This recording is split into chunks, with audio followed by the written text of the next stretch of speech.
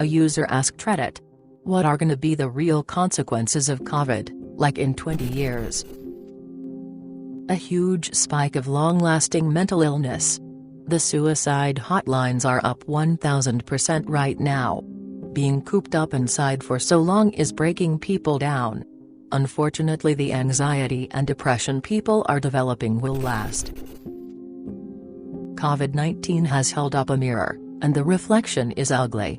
I truly hope that individuals demand better of their representatives and their employers after this. From an emergency management perspective, 9/11 and Katrina swung the pendulum towards favoring federally led responses to large disasters. The COVID response, and federal bungling, will be viewed as the beginning of a shift of responsibility, capability, and ownership back to state and local leaders, for better or worse. Getting your shot every year.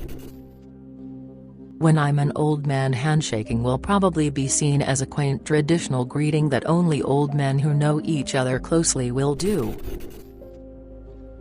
Our generation will be the silly grandparents wiping down groceries before we put them away.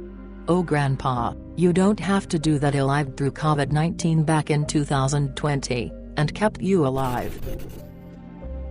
I'm guessing another baby boom might happen after the quarantine, so I guess we'll have another boomer generation.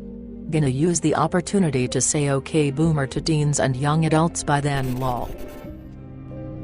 TBH, humans are such creatures of habit, so we'll inevitably go back to our old ways of not washing hands, going to crowded areas while sick, go on cruise ships, etc.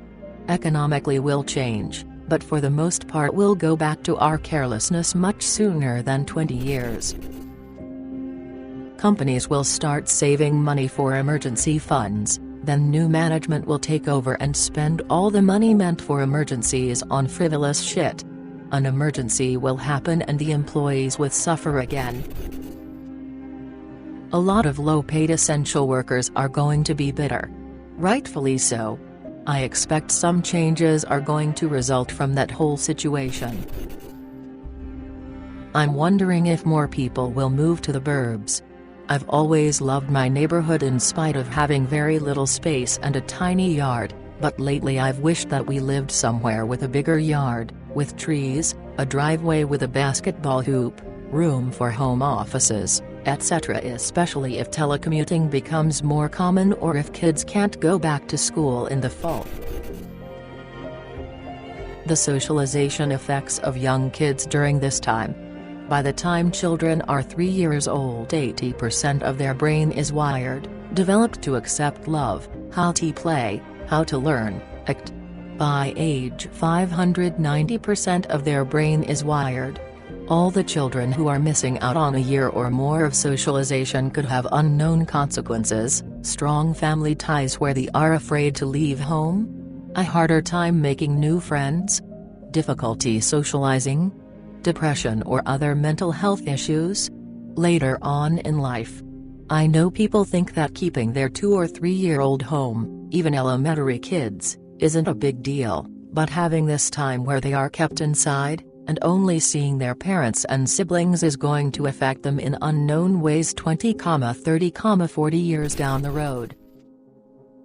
We're only Z-moms into TMS, so TMS LS all wheela ass speculation. A treetail nas deen teetang on me brink of death for years, and this is going to be the final nail in the coffin for a lot of it. Sure, things are reopening, but people aren't going to be jamming to fill the malls. Major clothing retailers that have a store in every mall might cut back $1 or $2 per city. A lot of jobs just aren't going to come back. Same with restaurants. A lot of people, especially young people, are realizing how much money you can save cooking at home. A lot of servers aren't getting their jobs back. The economic slump is going to require a lot of stimulus, which means in 20 years, taxes are going to be crazy. I work on a COVID ICU as a nurse. When our patients get discharged from the ICU, many of them will have lasting if not permanent conditions from this disease. It's really too early to tell how many survivors will have disabilities and how many will recover 100%. Simply being laid out on a ventilator for 20-30 days takes a while to recoup from. Should one suffer strokes, renal damage or impaired lung function, those conditions can follow them for the rest of their possibly shortened lifespan. Having a large number of people suddenly disabled and without employment-tied health insurance in falling economy is going to perhaps be a problem. Covspiracy, or people believing that COVID was just a conspiracy and the millions that died never really existed. Hopefully we will be better prepared for the next inevitable pandemic. Our kids of today will be paying financially for this. Kids who are just starting school this year will have a completely different experience for the rest of the school life. There have been studies about the first few foundation years of school being a clear predictor for the rest of your learning life. No idea what will be different, just that these kids are not going to be like any other cohort of students. My worry is that more jobs might be pushed abroad to cheaper countries when employers realize jobs can be done remotely. More jobs will become remote as employers realize it's more efficient. In 100 years they will be making memes about how the 20s of each century started with a plague. I wonder how colleges, universities will be impacted. My college moved all its classes for the next 3 semesters online, and the first question that was asked was, will you be reducing tuition?